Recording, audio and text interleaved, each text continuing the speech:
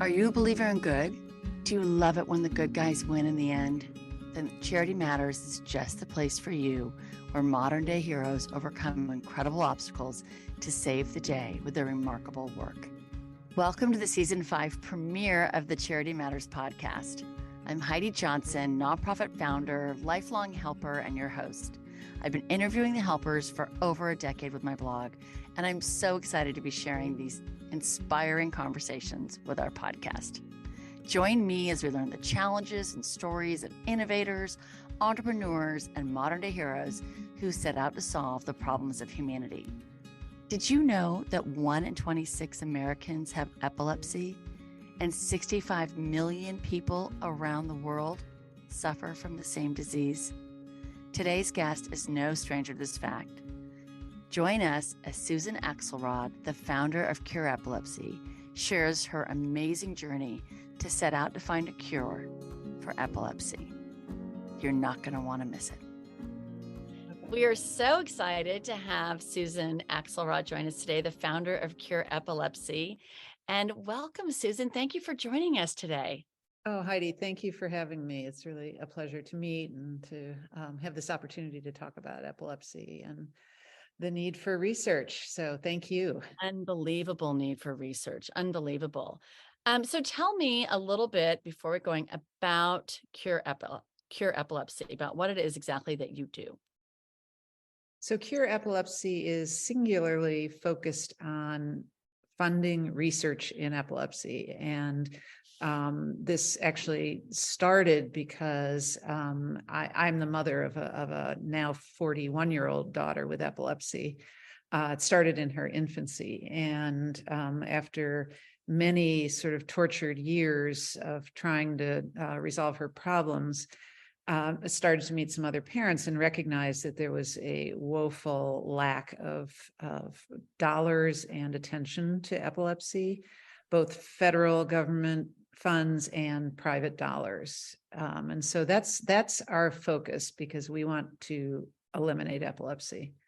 Well, I mean, it's when you think that 65 million people in this world have epilepsy, and something happened to you in 1998 that you were one of 61 person who decided to do something when 65 million people have this disease.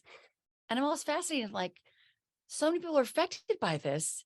And yet, who were those that had the call to action? You know, it was a group of moms. It was a group of moms that cared. So tell me a little bit about that journey when you first realized that your child had epilepsy, and what were your thoughts? What were you going through? What were your resources? Well, my daughter was 7 months old, and she had been up until the day in January of 1982 when her first seizure was witnessed by me. She had been happy, normal, healthy baby. And she started to have a seizure, which was terrifying to witness, as many seizures are. But she was blue. I thought she was dying. She was frothing at the mouth. Her arms were up in the air, eyes rolling back. I mean, the classic sort of worst sort of, stereotypical seizure. Right, that no one's prepared for. Yeah. And I had no idea what was going on. It's my firstborn child. And I literally had no idea, but I took her to the emergency room, and while waiting to be seen there, she had another one of these episodes, which I still didn't know what it was. And they whisked her away and said, "That's a seizure." Took her away, started doing, horrendous sort of tests on her, spinal taps, things like that. And I can't honestly say, I think I was just in total shock at Absolutely. the time. More importantly, I think I thought it was going to be a transient sort of event, Right. One-time fluke. Figured this out, right? Right. She ended up that time being hospitalized for a full month and put on medication after medication. So came home on 3 meds, still having about 6 to 7 seizures every single day. Oh my God. And not even probably crawling. I mean, at 7 months, like just Right. a little tiny pumpkin. Correct.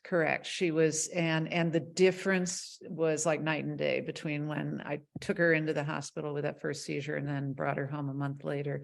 Just so doped up. I mean, I have photographs of her that weren't Oh. intentionally before and after, but you could see the difference. I mean, she could barely keep her eyes open.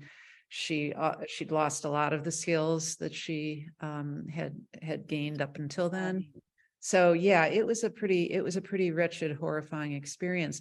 What's sort of I mean, I just I can't can't even. say that, I can't say that it's funny, although it's a little bit sort of wild thinking back to it, that it was 3 years until anybody used the word epilepsy in context. Oh, really? It took that long? Took that long, and it wasn't that they knew she had epilepsy, but at the time they were calling it an idiopathic seizure disorder. So this Was epilepsy but epilepsy in general was existed, but they weren't diagnosing that for your daughter. Yeah, so in like 1985, it's 3 years later, 82 when she has in her first. 1985. So 1985, I received a report on an EEG that she had. So that's electrodes on the Right. head trying to see what's going on inside this brain. And it said something about epileptiform activity. And I panicked. And I paged her doctor and I said, "Are you telling me she now also has epilepsy?" To which he sort of chuckled, because yes, of course she had epilepsy. Now, keep in mind, I'm, not, I preceded the internet with that experience. Right. There wasn't ability to sort of go Google idiopathic seizure disorder and find out that it was one and the same. And so, I think it's a little bit, it's just sort of interesting that a person who ended up being, an advocate for epilepsy research, was left in the dark. But epilepsy has been left in the dark for millennia. I mean, this is a disease that's been around for so long. Well, and so I'm just curious, forgive me for cutting you off, but no, you're 3 years into this, and had you had a huge philanthropic background? Had you been raised with a family that was really charitable? Because everyone that I have interviewed, and I've interviewed hundreds of nonprofit founders in the past decade, can say the moment that they did that, the moment they decided to do this, everyone knows, crystallized in their mind, the exact moment that there's we need to do something. But I'm just curious to backtrack a little before that moment. Did you have any, background in any of this whatsoever? Fundraising, creating organizations?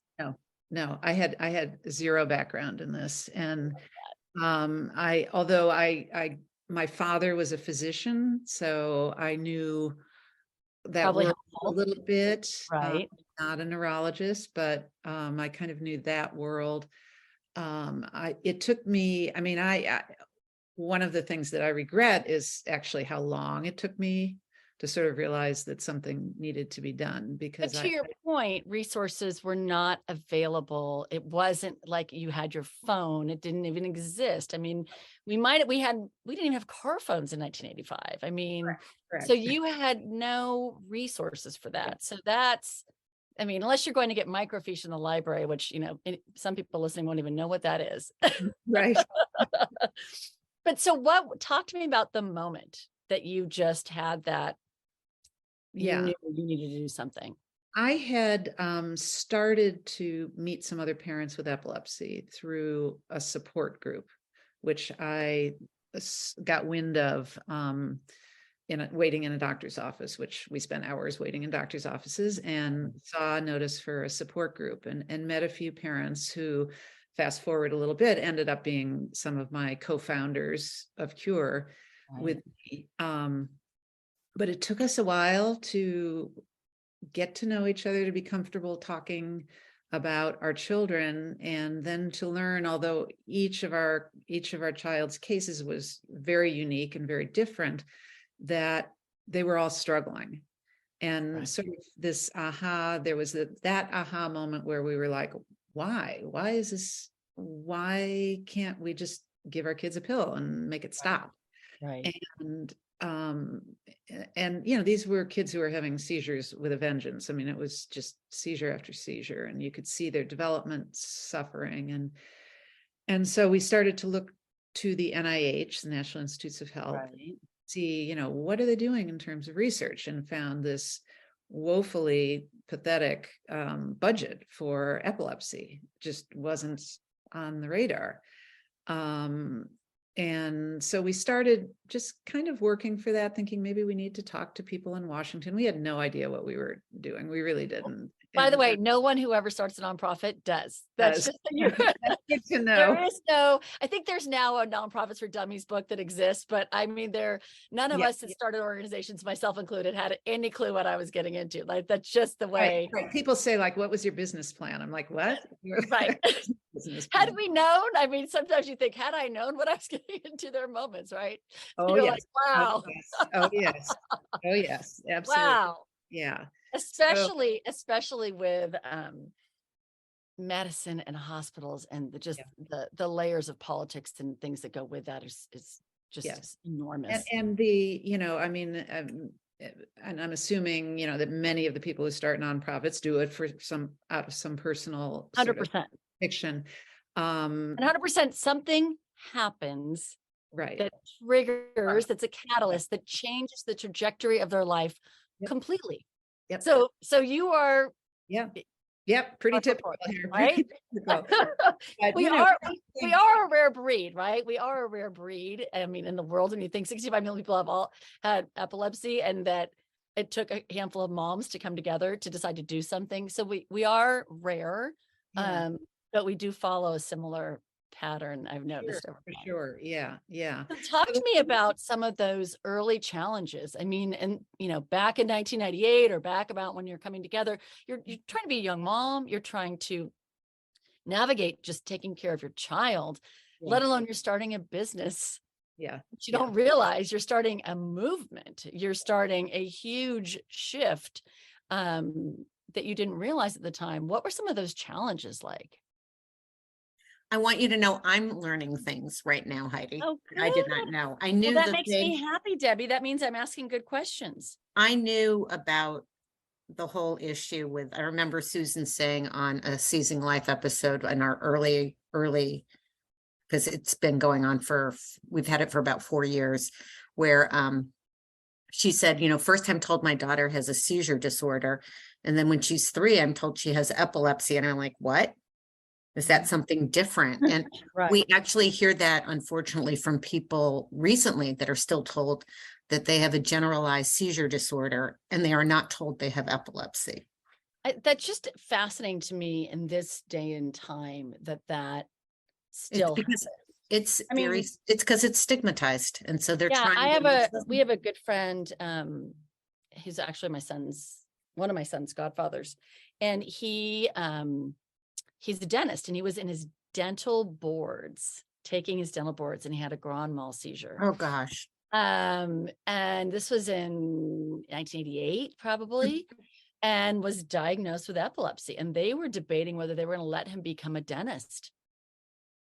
Our Supreme Court, our Chief Justice of the Supreme Court has epilepsy. Yeah. I guess we shouldn't let John Roberts do that job either. This was in 1988, 89. And they put him, I think, on Dilantin. Is that maybe the right? Yeah. Yeah. Dilantin. And so, he's but they talked about his driver's license. They talked about him becoming a dentist. I was just saying, our friend, one of our children's godfathers is a dentist, and he was in his dental boards in 1988. So around the time that you're doing this, and he had a grand mal seizure in his dental boards. And he was diagnosed with epilepsy, and they debated whether he ultimately passed his test, the written test, but they debated whether they were going to let him become a dentist, because if he is dealing with tools and he has a seizure, he has warnings when it comes on. He gets a tingly fuzzy, right? So he knows, but they debated his driver's license and all these things. So, it was around the same time that you were starting this, that he was going through it. So, and that's my personal touch point to epilepsy is our good friend. And he Yeah. was later in life. He was 21 or 22 or something when he was diagnosed. Right. So we were talking, let's go back to challenges. We were talking about some of the challenges in the early days. I mean, here you are again, the internet doesn't exist. You're a young mom trying to just take care of the health of your daughter and support your friends and figure this out. And yet you're starting a movement. You don't realize that the enormity of what you're starting, good and bad. Right. But what were some of those early challenges like? Well, I think you touched on some of them. I mean, my daughter was having really horrendous seizures. In fact, and you had asked earlier about the moment that I can go right to the moment that cure Tell was me. in my Tell me. mind, which was that Lauren, my daughter, had a surgical procedure to try to determine whether there was an area in her brain that they could resect that might help. There was indication for the first time that maybe they'd actually localized the focal point Right. seizures. And so we put her through a pretty horrific and barbaric procedure where literally holes bored in her skull and electrodes implanted on the brain and blah, blah, blah. And we came out empty-handed. They still couldn't do it. So this decision to put her through what was a risky and really tough recovery, procedure ended up with nothing. And we had exhausted all medical intervention at that time. And a friend of mine came and stayed with her in the hospital and said to me and my husband, just go take a walk, do whatever you need to do. And for some reason, I decided I wanted to go to a really nice restaurant and have a really expensive glass of wine. Sounds like a great decision to me. I know I couldn't have eaten, I think, had I tried, but I ordered this wine, but I was crying nonstop. Right. I always wonder, like, who is that poor server who was waiting on me? But I sat there and I think my husband was just like, he didn't know what to do. I mean, I think he wanted to be able to fix it and he couldn't. Right. And I said, just, this is what I have to do. I have to cry. I have to have a glass of wine. I don't know what's next. And that evening I thought to myself, I can either cry for the rest of my life, or I can just slap myself in the face, cut it out and do something. And that is a really clear memory for me of just saying, that's it. I'm done waiting for anybody to provide answers. It's not going to happen. I never thought that what we were doing would help, because I do know how slowly science and medicine can, how slow the process is. But so I never thought it was going to help Lauren, but I just felt like I had to right this wrong. It was just wrong. It was bad. And that is really, I think, what I'm just always so fascinated about is that, nonprofit founders were helpers and we're doers. Mm-hmm. And the combination of something happens and we just can't sit by and do nothing. We just can't. We have to, whatever it is, we have to find some way to move forward for ourselves, and we heal ourselves. Correct. And others in the process. We don't realize when we start that it's also a journey of self-healing as well, because there's usually, unfortunately, loss and pain and rebirth kind of all go together. And the founding of these organizations usually has a little bit of all of the above, in it. Yeah. Yep. No, that's a So good way. when you were starting, and you had this epiphany and this great glass of wine, which I love that visual. If it was later, I'd be having one with you right now, Susan. But it's a little early. But where did you start? I mean, you started with medicine, you knew you wanted to do a cure, but in research, but where do you start? Where do you start? We knew we had to raise dollars. I mean, so that was critical. We were very fortunate in that my husband had done some work with Hillary Clinton when she was first lady. And he was meeting with her about something totally unrelated. and this would have been toward the end of 1998. And she happened to know, so let me just get something in my throat. Sure.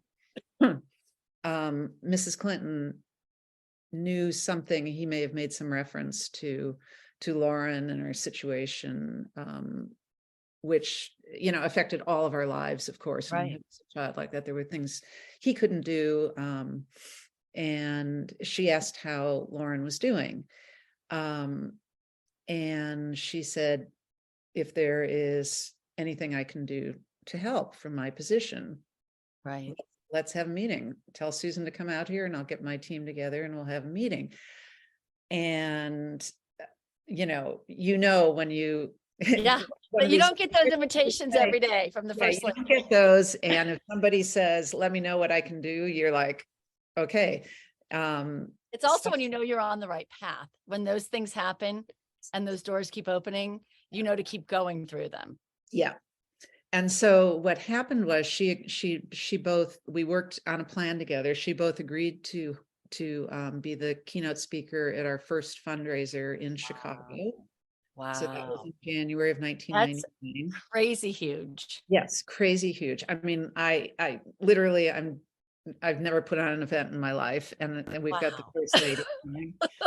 Fortunately, we had good friends who really, rose to the occasion and helped with all that. But we had, because of her appearance, which just speaks to how having somebody public or Right. in the limelight speak about these things is helpful.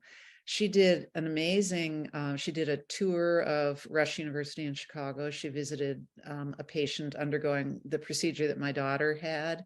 She was Wow. getting an EEG. She spent the afternoon doing that. And then she came and did the event, and she spoke just eloquently about epilepsy and about what she learned that day and what it must feel like and all of these things. Well, we had a lot of people that were there for her, not Right. for epilepsy. Right. Who were just blown away by her, but by the cause. And so at that point, that was a big aha moment as well, which happened about 3 months after we founded the organization, because people were writing notes, they were calling, they were telling me that night, I had no idea about epilepsy. And we thought, okay, if people don't know about epilepsy, they're not going to give money to epilepsy. Right. We've got even more to do than just fund research. And so raising awareness became a part of it became an essential ingredient and an essential step toward our end goal. So that really got us, and with the funds that we were able to raise, which were much more significant than we had thought, Right. we were actually able to fund a couple of small research grants our first year out. So then you start getting into that research community, and people are like, oh, these moms, actually, they gave out some grants this year. And right.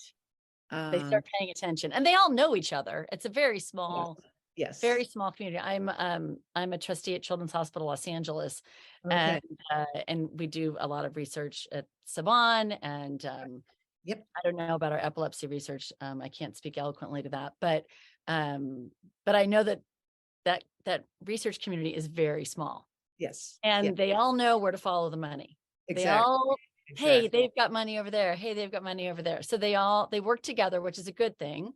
Yes. Sometimes they work in silos, which is a bad thing, because they all want to win the prize and, be the hero. Right. But right, talk right. to me about, what fueled you. Here you are, dealing with a young child, her illness, and you still have to do laundry. You still have to get her to doctor's appointments.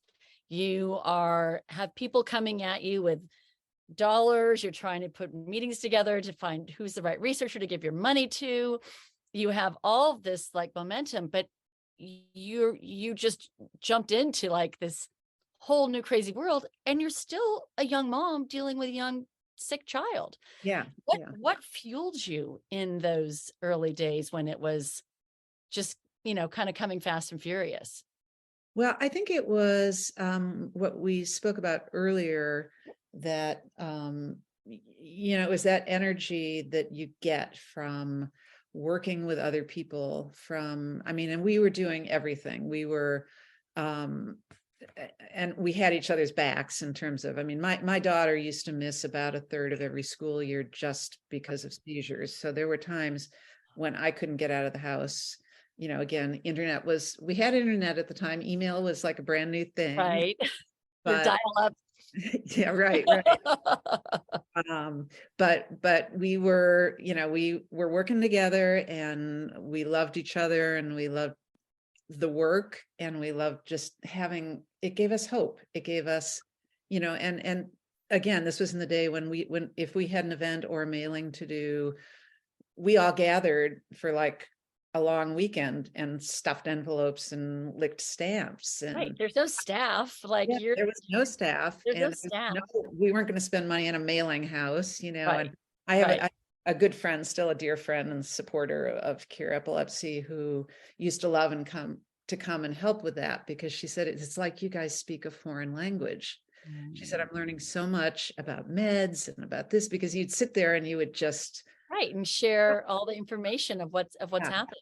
It was a world that, yeah, we didn't, you know, epilepsy is a pretty lonely diagnosis. And this gave us a community that Which is everything. yeah. And when you really think about philanthropy and charity, it is what it is. It's creating a community that doesn't maybe exist, and you create a community and bring people together for a common good. And I think people sometimes think of philanthropy and charity as a sport for the wealthy, or, you know, it's not. It's creating community and connection and bringing people together for something amazing. And that's at our essence who we are as people. It's right. It's who we're supposed to be and what we're supposed to be doing and why we feel so good stuffing envelopes, being together, right, sharing. by the way, you know, being together with people who you never otherwise would have known. And 100%. so the whole, you know, different walks of life, completely different experiences, life experiences, except one common thread, and that was epilepsy. Is epilepsy. And yeah. So talk to me about some of the successes. I know, I mean, just looking at your timeline on your website of just seeing is fascinating to read each year. The markers and milestones and goals you've achieved in the past 25 years is really remarkable, and the amount of funds you've raised. I mean, but success isn't always just in metrics. I mean, success can be the fact that your daughter went to school. Success can mean that a child can drive. A success can mean so many different things. So what does success look like to you? And when you look back at kind of your impact, what do you think that is? I mean, I think the very first thing that we did that was huge and life altering for the epilepsy community was to change the conversation, and that was both between patients, families, and researchers and doctors. And the focus of epilepsy research and treatment had always been stop the seizures, almost at whatever cost. And these drugs can be really debilitating, the side effects. And so we were, you know, my daughter failed over 20 different drugs, and that surgery that I referenced, and the ketogenic diet and a vagal nerve stimulator, and nothing was working. And I wanted to know, along with my co-founders and other people who were working with Cure Epilepsy, why did I have this 7-month-old baby that was fine one day and not fine the next day? And nobody to this day yet has been able to answer that. In my instance, in some now, we've made tremendous strides in understanding the genetics of epilepsy. Not personally in our instance, but you know, so we want treatments that will be gentler and kinder, but also address the underlying condition. You know, a seizure, if you think about it, is a symptom of something going on in that brain. Right. It's a warning. It's a wake up. I don't want to just obliterate the seizure. I want to fix the brain. Right. Because so many of these younger kids too have so many learning challenges and so on that are that just, I mean, my daughter. Layered on top of epilepsy that come with it. It doesn't come as a Or standalone. is it because of the same underlying brain Right. condition that Right. causes seizures and causes learning differences and so I think that we did that, and I think we've really gotten the community away from thinking, let's just create another drug, that's going to maybe reduce the seizures in half the patients, 50% of the time. Right. Not okay in our book. That's not okay. It's great if you, I mean, I should say that my daughter responded to one of these new medications in April of 2000, which Wow, that's a long time. ago. Wow. We used to occasionally get, what we called a honeymoon effect from a new drug. Right. She might go a couple months without a seizure, and then they would break through again. So that's what we assumed was happening. But she was in dire straits at the time. We started this new medication, and she's not had a seizure since. Wow. But so you're talking now almost 22 years. I was going to say it's a long time. But nobody would ever say take her off the medications, because there's still something that Right. Right. So there's still so much work to do. And was the medication that she's on in a result of your work with Cure? Nope. Interesting. I wish I could say that. Yeah, no, just had to ask. I'm just curious. No, because you know how long it takes for drugs to in development.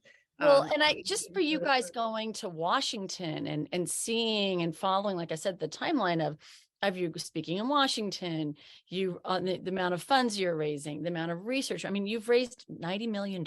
Is that? I mean, yeah, that's unbelievable. I mean, you're a couple moms sitting around stuffing envelopes, and you've raised $90 million. I mean, I know it isn't you, not one nonprofit founder I've ever talked to said, oh yeah, I raised $90 million. I know there's a ginormous village, a ginormous community. Yes. So I'm not in any way saying that, Susan, but I do think it's important for people to realize, because we have these conversations, and why they're, I think, important is for people who feel powerless when something big is in front of them. They could be listening to this conversation right now and say, oh my gosh, one woman got with a group of friends, and look what 25 years down the road, what they've done. And I think that's why these conversations are important, that people realize that we can make a difference. We can move the needle.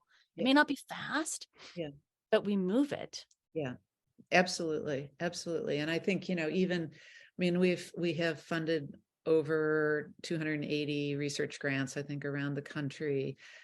We have built or opened up new areas of exploration in terms of what they're looking at and how it affects epilepsy and the development of epilepsy. And those are areas that we were willing to take risks. So I think that's another thing that a small nonprofit can do, because we have who else is going to do it? Exactly.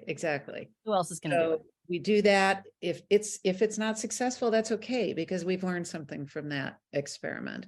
But if it is successful, fabulous. Go on, take that to the NIH and get the big dollars, and so Go down that road. It's been great. And I think we've just, along with the community that we've built of patients and family members, there's been I think one of the gifts that I did not anticipate was the support and encouragement of the research community. I mean, yes, we're out there with dollars for them, but we're also their greatest cheerleaders. There's more we want than their success and their exactly. I mean, 100%. And I think people sometimes have a hard time funding research or thinking of donating to research, because it feels like a forever thing, and it feels so far. It doesn't give you instant gratification of, feeding a child in that moment, investing in that. And I think educating people that is the future, and this is the way we're going to help 65 million people on this planet that's the only way. That's the path. And I think one of the challenges that we have in the epilepsy space is just the huge diversity in the impact of epilepsy on the patient. You know, the age of onset, you were talking about somebody you knew. Right. Actually, senior citizens develop epilepsy now as a result of stroke and brain tumor. And so it's a huge problem with all sorts. There's not going to be one cure, right? Well, and I do think technology, we just see so much more happening with the brain and the brain research in all fields, not just for epilepsy, Correct. which they all are interconnected, right? And we learn from Right. each field. Right. So the other research is being done helps, your epilepsy researchers, they all feed each other. And I think that that's such a great and exciting time for us in medicine right now is seeing that. Yes. So what I have I'm pretty sure I know the answer to this question before I ask it, but I have to ask it.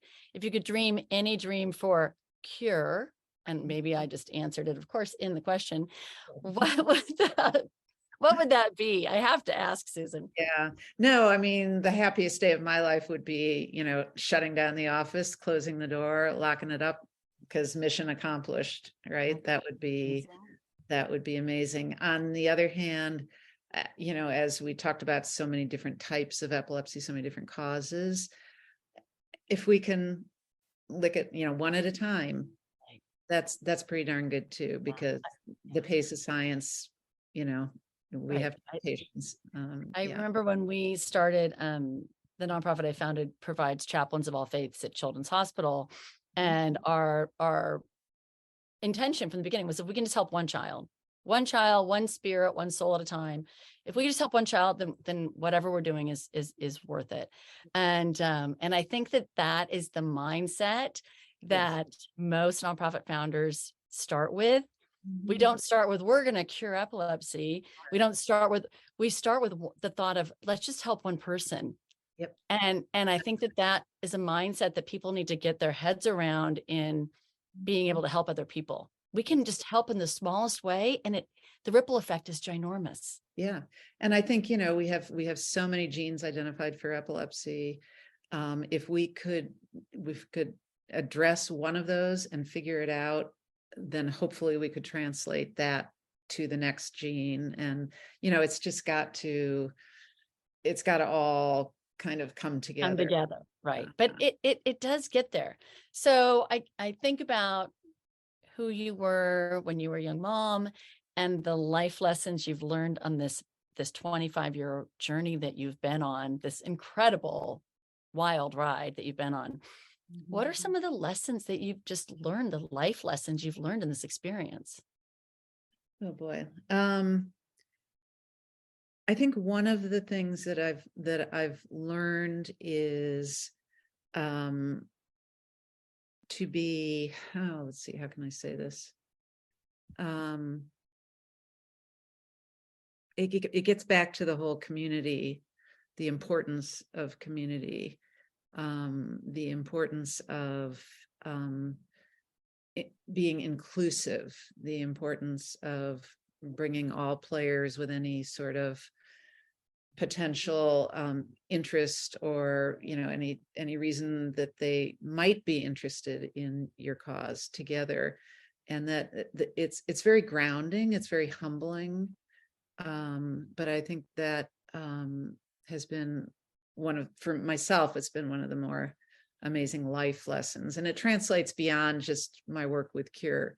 It's every part of your life. Yeah. I mean, because you become an ultimate connector. Somehow you got plopped in the center of things. Not that you are the center, but somehow the founder of the organization puts you in that place where you have to connect everybody. And that's a huge, things flow through you. And it's a huge part of the role is creating that collaboration and that recognizing the value that everybody brings, no matter how big or how small. 100%. Everybody has some value and something to contribute. And again, beyond the organization, I think that's been a life lesson. Absolutely. So how do you think you've changed since this started? I think I have become more self-confident, I'm not a very public person, so it was difficult for me. I want to give a lot of thanks to my daughter, who was never reticent about me sharing her story and using her story. In fact, she has a certain amount of pride, as I do in her. Oh, I love that. And so I think it's given me an overall purpose where I think, you might sort of have a day where you sort of wonder, what am I doing on this planet? What did I do today? What did I, and when I have those days, I can think, okay, I can remember a story of somebody. We will occasionally have people who come to Cure because I or somebody else in the organization was a contact for them, 20 years ago. Right. And that stuck with them, and they now want to sort of contribute and give back. It's just the perfect circle, isn't it? It is. It's pretty remarkable when you think about it. And I know being self-deprecating is also a trait of a nonprofit founder. That's just comes with the territory. And I'm not trying to embarrass you, but I just think it really is so, it renews your faith in humanity when you see everybody come together completely to support each other and to do this work and to help each other. And that's why I think these conversations are so inspiring. So we need to know how we can support you, Susan, and how we can support Cure Epilepsy. Tell us where we can donate. Tell us where we can volunteer. Tell us where we can get information if we have someone suffering. Yeah. So our website is www.cureepilepsy.org. We would love for you to visit the website and sort of explore what we have done, what we are currently doing, and what we intend to do. Of course, dollars in whatever size are always welcome. And it's 1 in 26 Americans will develop epilepsy in their lifetime. So it's, even if you're listening to this and you have nobody that you're aware of with epilepsy in your life, first of all, you may, and they may not be comfortable sharing it. Right. But you probably will at some point in your life. So, keep us in mind. And if that person, should be, talking to you about what they're struggling with, remember Cure Epilepsy. And I think, we have a terrific team now in the office. It's been, you're not just licking envelopes by yourself and with friends. I'm glad to hear that. Right. We survived the pandemic intact, in and out of the office. And so I think, they are there to help. We're there. We are all about sort of inviting people in to be a part of this effort. None of us knows exactly what the best path is going to be, where the answer is going to lie. And so, we really feel this is a community engagement, community involvement, and we respect all comers. So encourage you all to follow us on social. I don't do social, so I'm going to have to defer to Debbie and and we will have all your social media postings listed, but I'm guessing you're at Cure Epilepsy on Instagram, and I'm guessing you're at Cure Epilepsy on Facebook, because you were around before Instagram and Facebook even existed. I'm sure you have the tagline. I'm sure it's yours. Yes. I'm sure it's yours. But I just want to thank you, Susan, for sharing your story, for what you've done, for inspiring all of us and reminding us all that we have the power to come together, to connect, to really change the world and change a lot of lives. So thank you for that. Thank you for your work too. I'm very grateful for this and for what you've done. So, thank you. Thank you for listening to this week's episode of the Charity Matters podcast. I really enjoyed talking to our guest, Susan Axelrod, about what it takes to start a business that truly changes people's lives. I think Susan's comment about community was so inspiring and true. To learn more about modern day heroes like Susan, or if you'd like to reach out to us, visit us at charity-matters.com or connect with us on Instagram at Charity Matters. If you enjoyed our conversation, we would love it if you shared it with your family and friends. And please don't forget to leave us a review and subscribe. Thank you for caring, for believing in goodness, and for being a part of our movement. You are exactly what the world needs more of. Remember that together we can make a difference, one small act of kindness at a time. Charity Matters. See you next time.